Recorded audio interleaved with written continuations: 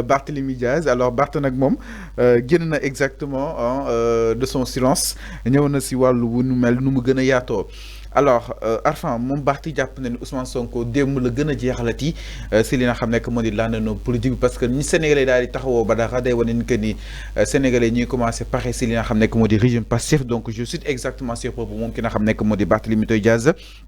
Et c'est le président du mouvement Sénégal Bounioubok a exprimé sa vive préoccupation face à la situation politique du Sénégal et d'honnêtes citoyens sont emprisonnés ou menacés. Une sortie qui intervient dans un contexte où le chroniqueur Badara Gadiaga est justement convoqué sous mercredi la cybercriminalité suite à un échange tenu avec Amadou Ba, le député de PASTEF.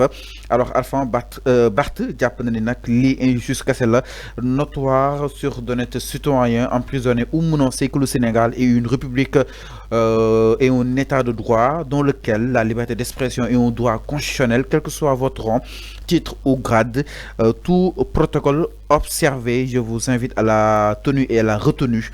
Je rappelle que l'histoire et la justice finissent toujours par rattraper les dérives autoritaires et dictatoriales.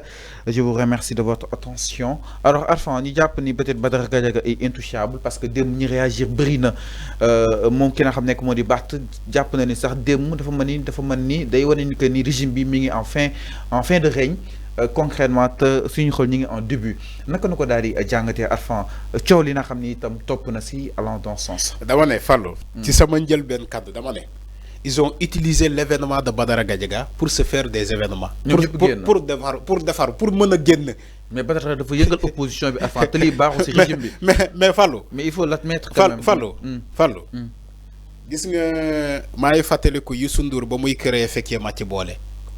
ñu bëri dañoo jàpp ni que Youssou Ndour kese ci boppam mën naa daaneel Ablaye Wade en 2012 fii la ñuy fekk. Youssou Ndour ba muy woote ci fekkee ma ci boole.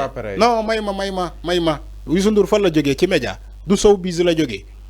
showbiz la jógee Badara Gadiaga showbiz la jógee c'est la même chose maa ngi fàttaliku Youssou Ndour ba muy wootee fekkee ma ci boole. Sénégal ne waay Youssou Ndour ñëw na Youssou Ndour ci boppam moom kese mën naa daaneel Ablaye Wade.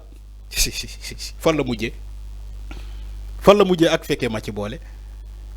C'est la même chose qu'on fait avec Badara Gadiaga. On dit oui Badara Gadiaga c'est le nouveau opposant moom mooy tere nelaw nguur gi bu ñu demee élection suba bureau de vote am sax du ko gagné xam nga sénégalais nii lay def waaw d'accord vous pouvez spéculer en disant ouais le nouveau homme d'opposant opposant au régime est né ouais Badara Gadiaga passe par d'accord. Les souteneurs de Badara Gadiaga, ces souteneurs peuvent le dire.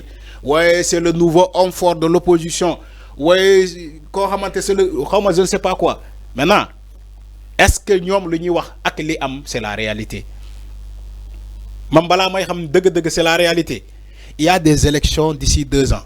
2027. Il y a élection. Il y a des élections d'ici 2 ans. Badara Gadiaga, Barthélémy Diaz n'a rien compris. Badara Gadiaga lu mu traîner dëmb ci foule. Du loolu nga wax dafa am foule dëmb.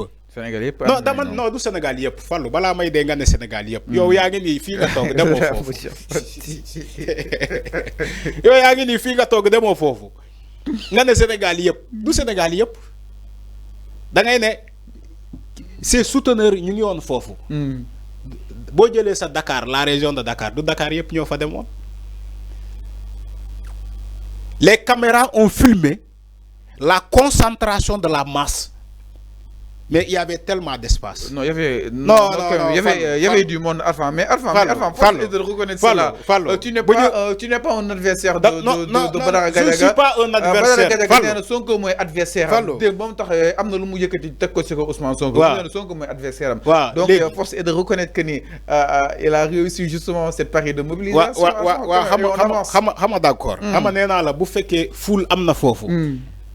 Les caméras ont filmé la concentration de la masse mais c'est pas une foule bi ngeen wax ni que une foule gis nga lu mu def dëmb dam ko accepté wax naa ko fii ci njëlbéen yàlla moo ko may bu fekkee am na loolu yàlla moo ko may mais bu fekkee Ousmane Sonko dina génn def la même chose vous allez comparer les deux foules Sonko non sama wax doo ko comprendre. Sonko pouvoir la nekk. dama ne. instant bi premier ministre Ousmane Sonko bu fekkee dina génn def même sortie ci mbedd bi. où il y aura pas la gendarmerie. où il y aura pas la police. Ousmane Sonko dugg ci oto mu yëkkati loxoom comme Badara Gadiaga l'a fait hier. Vous allez comparer les deux foules. Man wax laa lay wax. Dans ce cas vous allez dire que comme Barthélémy Diallo mu wax ni li que sénégalais yi foofu la ñuy comparer ndax sénégalais yi bàyyi nañu Sonko wala bàyyi ñu ko. Mais c'est Badara Gadiaga seulement moom kese moo defulee di yëkkati loxoom. On verra. Yàggoo yàgg on verra ndax Ousmane Sonko mooy adversaire am wala opposition bi bu mu nekk ñooñu ñooy opposant ñooñu ñooy adversaire am. Alors dem c'est pour me proposer sur Ousmane Sonko ni Ousmane Sonko du ma si egg concrètement. waaw ko daal di càggatee. non man dégguma ko ñii jàpp ni dafa défier ñii jàpp ni entre autres. non dégguma ko. dégguma ko sérieusement. Les propres adversaires de Badara Gadiaga c'est l'opposition et tu le verras ci kanam di nga ko gis ci kanam. C'est parce que jamono bii nii c'est tous contre un moo tax xam nga Fallou yow tamit. tous contre Sonko. tous contre Sonko.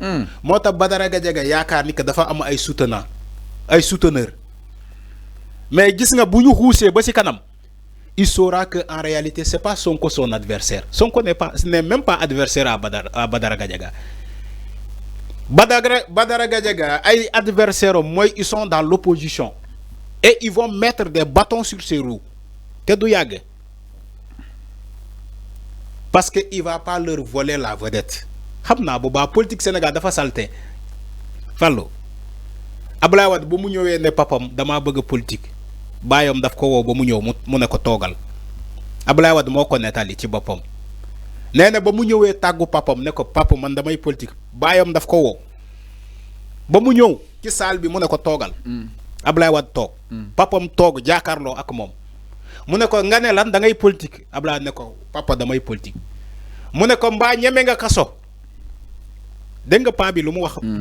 doomam direct papa ak doomam mu ne ko mbaa ñeme nga kaso Abdoulaye Wade ne ko ñeme naa kaso mu ne ko aywa demal fin de discussion seen discussion fa la yem débat bi fa la yem